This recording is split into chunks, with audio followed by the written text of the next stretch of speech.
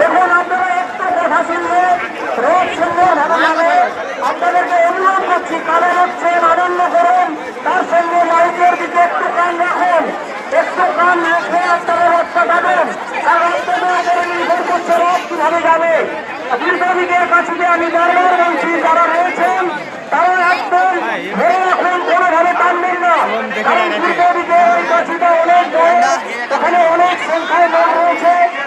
বাসগুলো খুলে গেছে, যারা বাস বাঁধার দায়িত্বে আছেন তাদেরকে বলছি আপনারা বাস থেকে বেরুন ঠিক করে। বাসটা খুলে গেছে,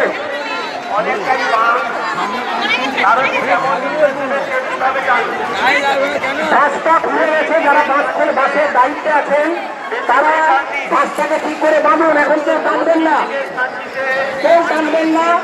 বাসটাকে ঠিক করে বাঁধা হোক, তারপরে টানবেন।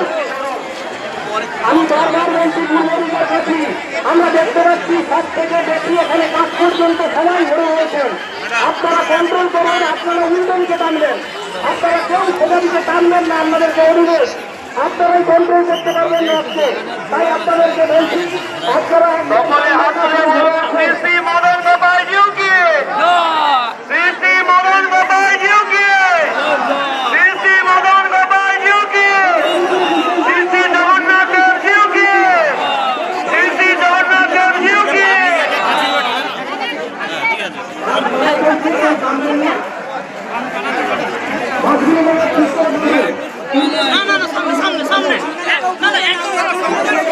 আমাদের রথের বৈশিষ্ট্য এটা, আমাদের রথে আছেন গোপাল, মদন গোপাল, তার সঙ্গে জগন্নাথের সঙ্গে আছে আমাদের রাধা, তিনি মূল মন্দিরেই থাকেন।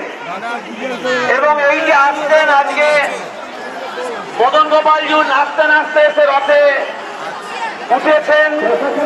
7 দিন ধরে মাতৃবাড়িতে পূজিত হবে, কদিন ধরে প্রচুর পরিমাণে যা খাওয়া দাওয়া করবে, তাই এদিনের দিনে আমাদের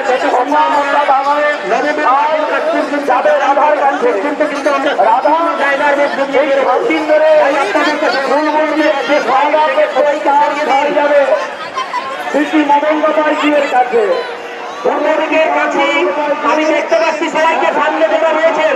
আপনাদেরকে দেখবো ধরে রাখুন, নাহলে উল্টো দিকে টানুন, উল্টো দিকে টানুন। আপনাদের কাছে অনেক জোর হওয়ার জন্য রাস্তার উপরে রথ উঠে যাচ্ছে, তাই আপনারা ঠিকভাবে রথের কাছে আমি যেভাবে বলবো সেইভাবে শুনুন। আর যখন দাঁড়াতে বলবো আপনারা দাঁড়াবেন, এবং মায়েদের উদ্দেশ্যে অনুরোধ করবো আপনাদের কাছে কিন্তু কোনো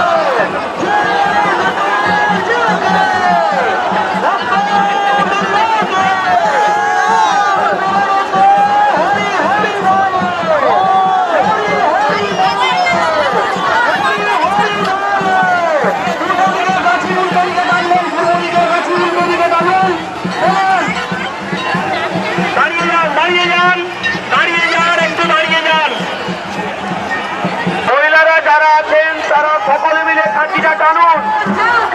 মহিলাদের কাঠি যারা রাস্তার দিকে আছেন